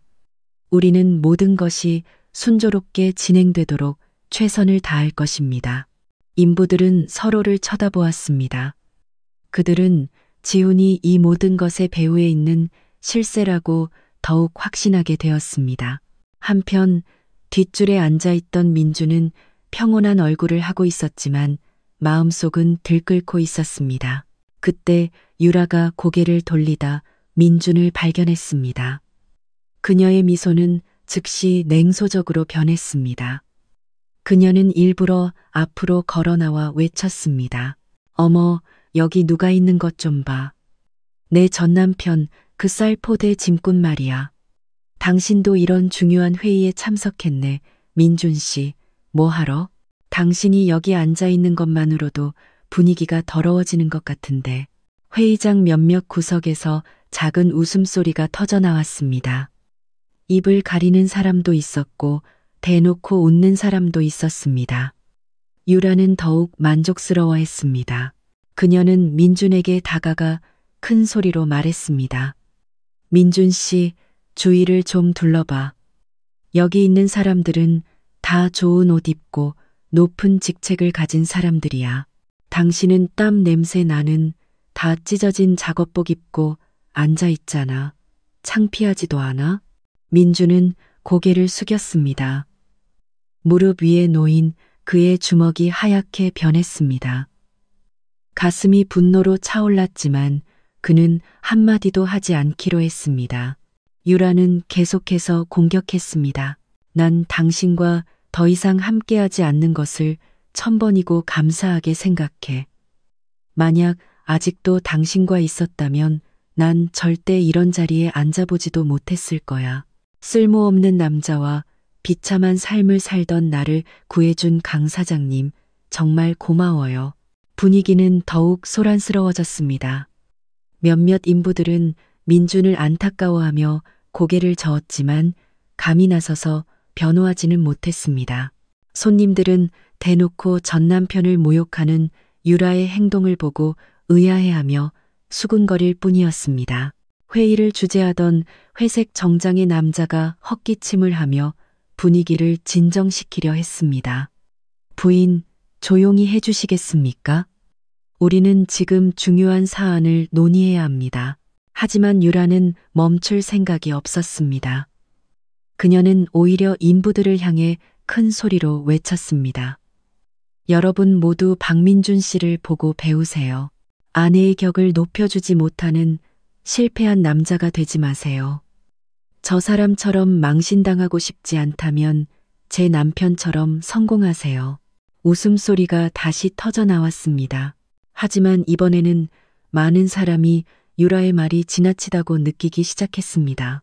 민주는 여전히 침묵했지만 마음속으로 되뇌었습니다. 하늘이시여, 저를 인내하게 하소서. 때가 거의 다 왔음을 압니다. 당신께서 진실을 보여주시기 전에 제가 무너지지 않게 하소서. 그의 얼굴은 창백했지만 눈에서는 다른 빛이 나기 시작했습니다. 그는 더 이상 모욕감을 느끼지 않았습니다. 그는 곧 모든 사람이 자신의 진정한 모습을 보게 될 것이라는 것을 알았습니다. 회색 정장의 남자가 마침내 다시 일어섰습니다. 이번에는 더 우렁찬 목소리로 자, 모두 조용. 이제 회의의 본론으로 돌아가겠습니다. 더 이상 혼란이 없도록 제가 이 센터의 진정한 소유주가 누구인지 발표하겠습니다. 유라는 궁금한 얼굴로 그를 쳐다보았습니다. 지훈도 자신의 이름이 불릴 것을 확신하며 자세를 바로잡았습니다. 한편 민주는 잠시 눈을 감고 깊은 숨을 내쉬었습니다. 그는 자신의 인생을 바꿀 그 순간이 점점 더 가까워지고 있음을 알았습니다. 센터 강당의 분위기는 숨막힐 듯 고요했습니다. 모든 사람이 숨을 죽였습니다. 유라는 여전히 거만한 얼굴로 서 있었고 지훈은 확신에 찬 미소를 짓고 있었습니다. 한편 민주는 인부들 사이에 앉아 아무 말 없이 고개를 숙이고 있었습니다. 회의를 주재하던 회색 정장의 남자가 손에 든 갈색 서류 봉투를 들어 올리며 우렁찬 목소리로 말했습니다. 여러분, 먼저 설명해 드릴 것이 있습니다. 이 센터는 수십 년 전에 세워졌습니다. 많은 분이 소유주가 서울에서 온 사업가 집단이라고 생각하셨을 겁니다. 하지만 사실 대부분의 지분과 소유권은 단 한 사람의 손에 있습니다. 그분은 자신을 드러내지 않으셨습니다. 심지어 우리 가운데서 소박한 삶을 살기를 선택하셨습니다. 회의장 곳곳에서 속삭임이 터져 나왔습니다. 그 사람이 누구지? 강 사장님 아닐까? 아마 서울에서 온 진짜 큰손일 거야. 유라는 남편을 돌아보았습니다. 그녀의 눈은 반짝였습니다. 그녀는 지훈의 이름이 불릴 것이라고 확신했습니다. 그녀는 이미 모든 사람이 박수를 치고 자신들을 칭송하는 모습을 상상하고 있었습니다. 하지만 정장 입은 남자의 다음 말은 모든 사람을 경악하게 했습니다. 그분은 바로 박민준 선생님이십니다. 순간 회의장은 얼어붙었습니다. 모든 사람의 시선이 뒷줄에 앉아있던 그 낡은 옷차림의 인부에게로 향했습니다. 그동안 무시당하고 매일 땀 흘리며 쌀 포대를 나르던 민준이 이 센터의 진짜 소유주라니. 유라는 믿을 수 없다는 듯 작게 웃었습니다. 뭐라고요? 농담하지 마세요. 박민주는 그냥 짐꾼이에요. 사장님이 아니라. 이런 중요한 회의를 그런 어이없는 농담으로 망치지 마세요. 하지만 정장 입은 남자는 손에 든 서류를 들어보였습니다. 이것은 공식 소유권 증서입니다. 여기 박민준, 부친 박달수의 이름이 명확하게 기재되어 있습니다. 이 센터의 설립자이신고 박달수 회장님의 유일한 상속인이십니다. 모든 사람이 동시에 깊은 숨을 내쉬었습니다. 김 반장님은 창백한 얼굴로 자리에서 일어섰습니다. 인부들은 믿을 수 없다는 듯 민준을 쳐다보며 끝없이 수군거렸습니다. 유라는 온몸이 떨리기 시작했습니다. 그녀의 얼굴은 새하얗게 질렸고 입술은 파르르 떨렸습니다. 아, 안 돼. 말도 안 돼. 민준 씨, 당신이? 민준이 천천히 자리에서 일어났습니다. 그는 차분한 걸음으로 강당 앞으로 걸어나갔습니다. 모든 시선이 그를 따랐습니다. 나무 바닥을 밟는 그의 발소리만이 고요한 강당에 울려 퍼졌습니다. 그는 앞에 서서 모든 사람을 둘러보았습니다. 그의 얼굴은 평온했고 분노의 기색은 없었습니다. 오직 그 고요함이 사람들을 압도했습니다. 동료 여러분, 민준의 목소리는 낮고 묵직했지만 단호함이 실려 있었습니다. 맞습니다. 저는 여러분이 모욕하고 짐꾼이라고 멸시했던 박민준입니다. 하지만 저는 또한 이 센터를 처음 세우신 고 박달수 회장님의 아들이기도 합니다. 저는 이 모든 것을 물려받았지만 가장 낮은 곳에서 일하기를 선택했습니다. 저는 인부의 고된 삶을 직접 느껴보고 싶었습니다. 짐을 짊어지는 것이 얼마나 무거운지 알고 싶었습니다. 평범한 사람들의 진짜 삶을 경험하고 싶었습니다. 모든 사람이 말을 잃었습니다. 심지어 서울에서 온 손님들조차 존경의 의미로 고개를 숙였습니다. 거대한 유산의 상속인이 그토록 겸손한 삶을 살 수 있다는 사실에 충격을 받았습니다. 민주는 계속해서 말했습니다. 저는 모욕당했을 때 침묵했고 비웃음 당했을 때 인내했습니다. 그것은 제가 맞설 힘이 없어서가 아니라 인간의 마음이 어디까지 사람을 판단할 수 있는지 보고 싶었기 때문입니다. 그리고 오늘 하늘은 우리 모두에게 재산과 지위가 전부가 아니라는 것을 보여주셨습니다. 신의와 진심 그리고 깨끗한 마음이 그보다 훨씬 더 귀하다는 것을. 유라는 의자에 주저앉았습니다. 그녀는 참을 수 없는 눈물을 쏟아냈습니다. 한때 사랑했던 남자에게 퍼부었던 모든 거친 말과 모욕적인 웃음이 떠올랐습니다. 이제 그 모든 것이 자신에게로 돌아왔습니다. 지훈도 그 자리에 못 박힌 듯 서 있었습니다. 그의 얼굴은 창백했고 식은땀이 관자놀이를 타고 흘렀습니다. 그는 자신이 그토록 멸시했던 비천한 짐꾼이 자신이 이익을 얻으려 했던 바로 그곳의 주인이라는 사실을 믿을 수 없었습니다. 인부들은 나지막이 수군거리기 시작했습니다. 세상에, 그럼 박 씨가 우리 사장님이었단 말이야? 우리가 너무했어. 그분을 그렇게 모욕하다니. 어쩐지 항상 묵묵히 참으시더라니. 진짜 큰 사람은 자신을 낮추는 법이라더니. 강당의 분위기는 조롱에서 순식간에 후회와 존경으로 바뀌었습니다. 민주는 여전히 주저앉아 있는 유라를 바라보았습니다. 그의 눈에도 눈물이 고였지만 그것은 분노 때문이 아니었습니다. 유라야, 당신은 한때 내 삶의 일부였어. 당신이 스스로 다른 길을 선택했고 난 당신을 미워한 적 없어. 하지만 이것만은 기억해. 겉모습만 보고 다른 사람을 멸시하지 마. 하늘은 언제든 상황을 뒤바꿀 수 있으니까. 유라는 두 손으로 얼굴을 가리고 통곡했습니다. 그녀는 더 이상 아무 말도 할 수 없었습니다. 그날 강당에 있던 모든 사람은 하늘이 순식간에 상황을 역전시키는 권능을 목격했음을 깨달았습니다. 그리고 한때 비천하게 여겨졌던 박민준이라는 이름은 이제 존경과 경애의 대상이 되었습니다. 그 충격적인 발표 이후 강당은 여전히 무거운 침묵에 잠겨 있었습니다. 모든 사람이 방금 들은 사실을 믿기 어려운 듯 멍하니 서 있었습니다. 박민준이라는 이름은 이제 그들의 머릿속에서 더 이상 짐꾼이 아니라 이천 유통센터의 진짜 주인으로 울려 퍼졌습니다. 유라는 의자에 주저앉아 몸을 떨었습니다. 자신만만하게 남을 가리키던 손은 이제 자신의 얼굴을 가리고 있었습니다. 눈물이 쉴 새 없이 흘러내려 뺨을 적셨습니다. 그녀의 머릿속에는 민준을 모욕하고 비웃고 수많은 사람 앞에서 망신을 줬던 모든 순간이 스쳐 지나갔습니다. 그 모든 것이 이제는 고통스러운 채찍이 되어 돌아왔습니다. 아니야, 이건 불가능해. 뭔가 잘못된 거야. 그녀는 거의 들리지 않는 목소리로 중얼거렸습니다. 하지만 회색 정장 남자의 손에 들린 공식 서류는 명백했고 모든 사람이 보았습니다. 더 이상 부정할 여지는 없었습니다. 그녀 옆에 앉은 지훈은 뻣뻣하게 굳어 있었습니다. 얼굴은 창백했고 눈은 불안하게 흔들렸습니다.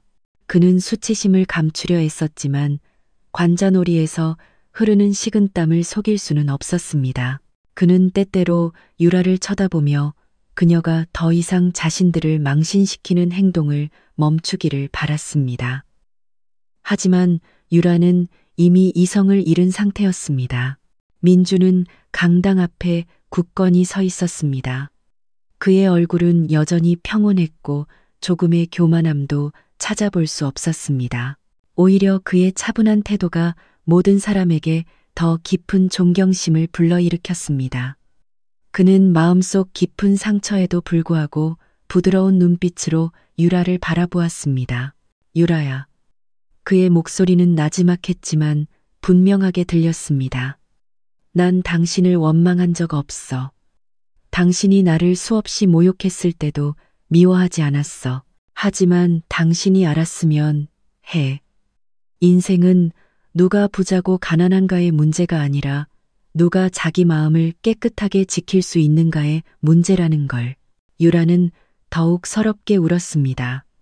그녀는 두 손으로 얼굴을 가리고 깊이 고개를 숙였습니다. 민준의 눈을 차마 마주 볼 용기가 없었습니다. 수치심과 두려움이 그녀를 통째로 삼켜버렸습니다. 회의장에 있던 모든 사람은 그녀의 오만함이 어떻게 한순간에 치욕으로 변했는지 똑똑히 목격했습니다. 과거 민준을 조롱했던 인부들은 이제 후회하며 고개를 숙였습니다. 그들은 자신들이 훨씬 더 고귀한 사람을 비웃었다는 사실에 죄책감과 부끄러움을 느꼈습니다. 김 반장님이 앞으로 나와 민준에게 깊이 고개를 숙였습니다. 사장님, 저희 모두를 용서해 주십시오. 저희가 사람을 잘못 봤습니다. 저희가 사장님이 누구신지도 모르고 정말 죄송합니다. 민주는 그저 고개를 끄덕였습니다. 괜찮습니다, 반장님. 누구에게도 원한은 없습니다. 중요한 것은 이제부터 우리 모두 진심으로 일하는 것입니다. 하지만 그 말은 오히려 유라의 가슴을 더욱 아프게 찔렀습니다. 그녀는 마치 발가벗겨진 기분이었습니다. 모든 사람이 이제 자신을 돈 때문에 헌신적인 남편을 버렸다가 결국 운명에 의해 망신당한 거만한 여자로 볼 것이었습니다. 그녀는 지훈의 팔을 잡으며 의지하려 했지만 지훈 역시 아무 말도 할 수 없었습니다. 그는 굳은 얼굴로 고개를 숙인 채 가슴을 짓누르는 수치심을 견디고 있을 뿐이었습니다. 강당의 분위기는 바뀌었습니다. 조롱으로 가득 찼던 공간은 이제 민준에 대한 존경심으로 채워졌습니다. 모든 사람이 경애의 눈빛으로 그를 바라보았습니다. 유라는 더욱 깊은 나락으로 떨어졌습니다. 그녀는 마치 자신을 위한 자리는 더 이상 없는 것처럼 소외감을 느꼈습니다. 그녀의 마음속에는 두려움이 자라나기 시작했습니다. 자존심을 잃을 것에 대한 두려움. 한때 자신을 칭송했던 사람들이 떠나갈 것에 대한 두려움. 그리고 자신이 엄청난 실수를 저질렀다는 것을 깨달은 데서 오는 두려움. 그녀는 민준과 함께했던 과거를 떠올렸습니다. 그가 자신을 먹여 살리기 위해 밤낮으로 얼마나 열심히 일했는지, 자신의 불평을 얼마나 묵묵히 참아주었는지, 그리고 이제 그 모든 인내가 결국 존귀함이라는 열매를 맺었습니다. 유라는 더 크게 울었습니다. 하늘이시여, 제가 무슨 짓을 한 걸까요? 그녀는 나지막이 속삭였습니다. 하지만 후회는 너무 늦었습니다. 민주는 더 이상 그녀가 가질 수 있는 사람이 아니었습니다. 한때 그녀가 멸시했던 남자는 이제 존경받는 자리에 섰고 그녀 자신은 수치심 속에 무너져 내렸습니다. 그날 유라는 두려움에 떨며 침묵했습니다. 민준이 위협해서도 벌을 받을까 봐서도 아니었습니다. 그녀는 자신이 진짜 보석을 가짜 유리 조각과 맞바꿨다는 사실을 깨달았기 때문이었습니다.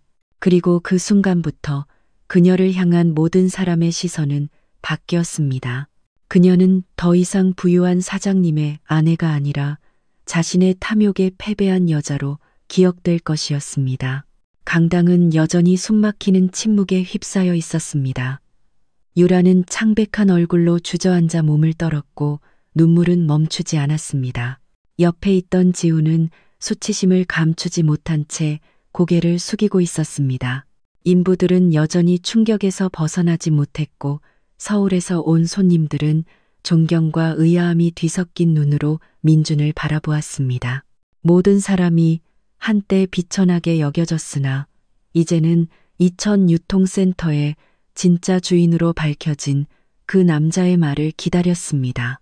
민준은 앞에 굳건히 서 있었습니다. 그의 얼굴은 평온했고 눈빛은 차분했지만 날카로웠습니다. 그는 테이블을 잡고 깊은 숨을 내쉰 후 입을 열었습니다. 동료 여러분, 이제 제가 누구인지 모두 아셨을 겁니다. 저는 더 이상 짐꾼 박민준이 아니라 이 센터의 상속인이자고 박달수 회장님의 아들입니다. 그는 잠시 말을 멈추고 부끄러움에 고개를 숙인 얼굴들을 둘러보았습니다. 그동안 저는 제 신분을 숨기고 임부로 일했습니다. 여러분을 속이려던 것이 아니라 평범한 사람들의 고된 삶을 직접 느껴보고 싶었기 때문입니다. 저는 훗날 제가 공정한 리더가 되기 위해 짐을 짊어지는 고통이 어떤 것인지 알아야 했습니다. 몇몇 인부들이 눈물을 흘리기 시작했습니다. 그들은 자신들이 민준을 얼마나 자주 비웃었는지 떠올렸습니다. 사실 그는 그들보다 훨씬 더 고귀한 사람이었습니다. 민준은 계속해서 말했습니다. 그의 목소리는 떨렸지만 위엄이 있었습니다. 유라 씨, 그리고 강 사장님. 두 사람은 저를 수없이 망신 주었습니다. 수많은 사람 앞에서 저를 비웃고 모욕하고 짓밟았습니다. 하지만 아십니까? 여러분이 제 자존심을 짓밟을 때마다 저는 그저 고개를 숙이고 마음속으로 말했습니다. 하늘이시여 저를 인내하게 하소서라고. 유라는 얼굴을 가렸고 몸은 더욱 심하게 떨렸습니다. 그녀의 흐느낌은 고요한 회의장에 선명하게 울려 퍼졌습니다.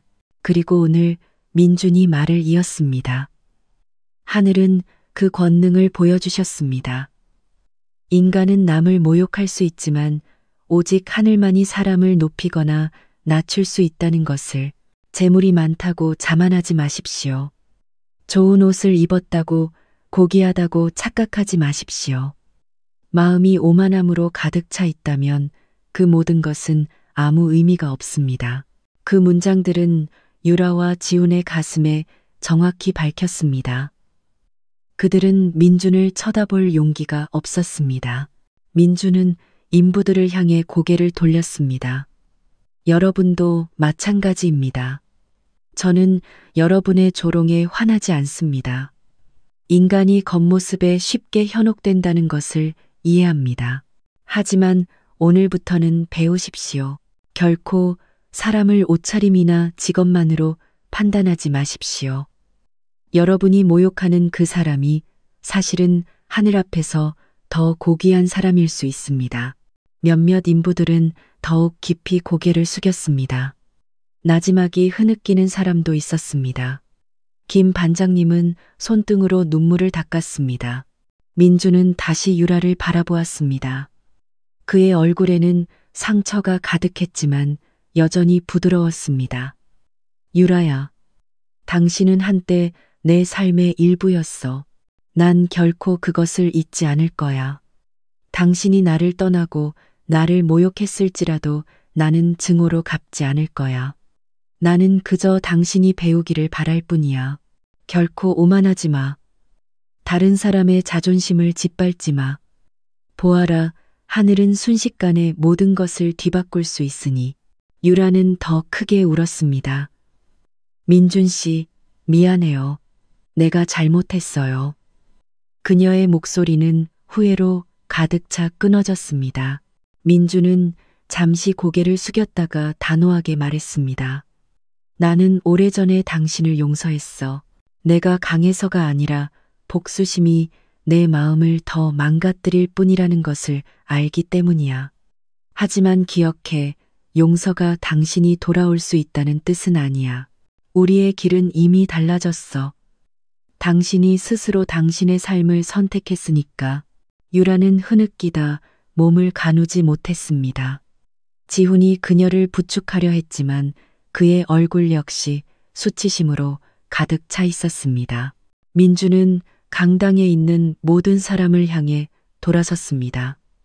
그의 목소리는 우렁차고 의미심장했습니다. 인생은 누가 가장 부유하고 강한가의 싸움이 아닙니다. 인생은 누가 자신의 마음을 가장 잘 지킬 수 있는가의 싸움입니다. 결코 다른 사람을 멸시하지 마십시오. 오늘 당신이 모욕한 그 사람이 내일 당신이 존경해야 할 사람이 될 수도 있으니까요. 강당은 고요했습니다. 감히 누구도 목소리를 내지 못했습니다. 민준의 말은 모든 사람의 가슴 깊은 곳을 찔렀습니다. 몇몇 서울 손님들이 천천히 박수를 치기 시작했고 곧 박수 소리는 더욱 커졌습니다. 인부들도 일어서서 눈물이 그렁그렁한 채로 민준을 바라보았습니다. 그들은 모두 그날 값진 교훈을 얻었음을 알았습니다. 민준은 나지막한 기도로 연설을 마쳤습니다. 마음을 주관하시는 하늘이시여, 저희가 오만하지 않고 다른 이를 멸시하지 않는 당신의 자녀가 되게 하소서. 아멘. 그리고 그날 강당은 눈물로 가득 찼습니다. 더 이상 모욕의 눈물이 아니라 후회와 존경의 눈물이었습니다. 그날 유통센터 강당의 공기는 달라져 있었습니다. 민준의 가슴을 울리는 답변 이후 모든 사람은 할 말을 잃은 듯 했습니다. 그를 비웃던 이들은 이제 깊이 고개를 숙였고 그를 하찮게 여겼던 이들은 눈물이 그렁그렁한 채로 그를 바라보았습니다. 유라는 여전히 흐느끼고 있었습니다. 얼굴은 눈물로 얼룩졌고 화장은 번졌으며 그녀의 화려한 드레스는 더 이상 그녀를 삼켜버린 수치심을 가려주지 못했습니다. 지훈도 위엄을 잃었습니다. 그는 식은땀을 흘리며 조용히 앉아 있을 뿐 자신이 그동안 얼마나 허망한 오만함 속에서 살았는지 깨달았습니다. 민주는 강당 앞에 원망 없이 평온하게 서 있었습니다. 그의 눈빛은 차분했고 입가에는 엷은 미소가 걸려 있었지만 그의 위엄은 모든 사람을 압도했습니다. 한때 짐꾼이라 불리던 소박한 남자는 이제 모두가 존경하는 인물이 되었습니다. 김 반장님이 마침내 떨리는 목소리로 앞으로 나섰습니다. 박 사장님, 저희 모두가 사과드립니다. 저희가 사장님을 잘못 판단했습니다. 저희도 자주 사장님을 비웃었습니다. 사실 사장님은 저희 모두보다 훨씬 더 고귀한 분이셨는데 말입니다. 민주는 고개를 끄덕였습니다. 사과하실 필요 없습니다. 중요한 것은 이것을 교훈으로 삼는 것입니다. 오늘부터 우리 모두 진심으로 일합시다. 정직하고 순수한 마음으로 일하는 하늘 앞에서 낮은 사람은 아무도 없습니다. 인부들은 눈물을 흘렸습니다. 그들은 일제히 일어서서 민준에게 경의를 표했습니다.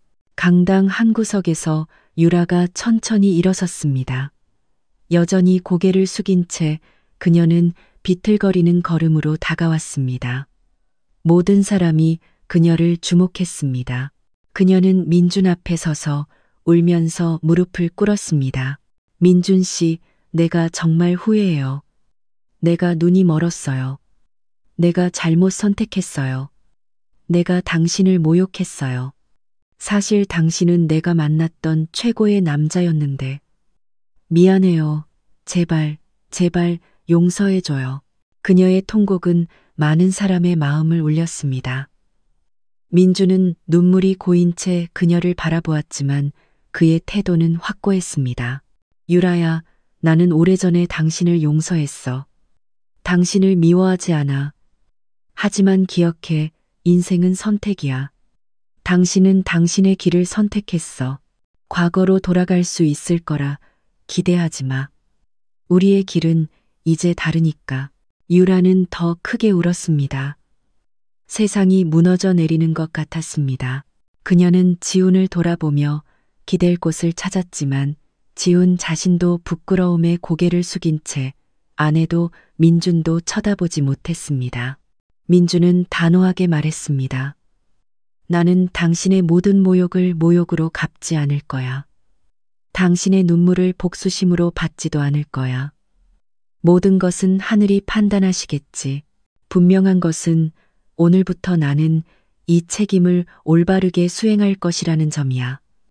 그리고 여러분 모두는 인내가 결코 헛되지 않았다는 것의 증인입니다. 강당에 우레와 같은 박수 소리가 터져 나왔습니다. 인부들과 서울 손님들 모두가 박수를 쳤습니다. 심지어 감동의 눈물을 흘리는 사람도 있었습니다. 그날 박민준이라는 이름은 공식적으로 바뀌었습니다. 멸시받던 존재에서 존경받는 리더로 회의가 끝난 후 많은 사람이 그에게 다가왔습니다. 그들은 그의 손을 잡고 사과하며 앞으로 더 정직하게 일할 것을 약속했습니다. 민주는 그 모든 것을 겸손하게 받아들였습니다. 해가 서쪽으로 기울기 시작할 무렵 강당은 서서히 비어갔습니다. 유라와 지훈은 침울한 얼굴로 감히 누구도 쳐다보지 못하고 고개를 숙인 채 걸어 나갔습니다. 모든 사람은 그들이 이제 한때 과시했던 오만함의 그림자에 불과하다는 것을 알았습니다. 한편 민주는 센터 마당에 서서 넓게 펼쳐진 푸른 논을 바라보았습니다. 저녁 바람이 불어와 마음을 안정시키는 벼의 향기를 실어 날랐습니다. 그는 마음속으로 속삭였습니다. 하늘이시여, 이 모든 상황을 바꿔주셔서 감사합니다. 당신의 권능을 보여주셔서 감사합니다. 제가 교만하지 않고 항상 겸손한 마음을 유지하게 하소서. 그리고 제가 이 책임을 잘 지켜나갈 수 있도록 도와주소서. 그는 자신의 소박한 옥탑방으로 걸어갔습니다. 하지만 이번에는 그의 발걸음이 더 이상 모욕의 무게에 짓눌리지 않았습니다. 존엄함으로 가득 차 가벼웠습니다. 그리고 그날 밤 그가 다시 낡은 방석 위에 엎드렸을 때 그는 상처 때문이 아니라 감사함 때문에 울었습니다. 하늘이 그의 존엄성을 회복시켜 주신 것에 대한 감사, 그의 명예가 돌아온 것에 대한 감사였습니다. 여러분, 이것이 오늘 이야기의 끝입니다. 이 이야기가 우리 모두에게 의미 있는 삶의 교훈이 되기를 바랍니다. 영상이 끝나기 전 이런 이야기가 마음에 드셨다면 좋아요 버튼을 누르고 친구들과 공유해 주십시오.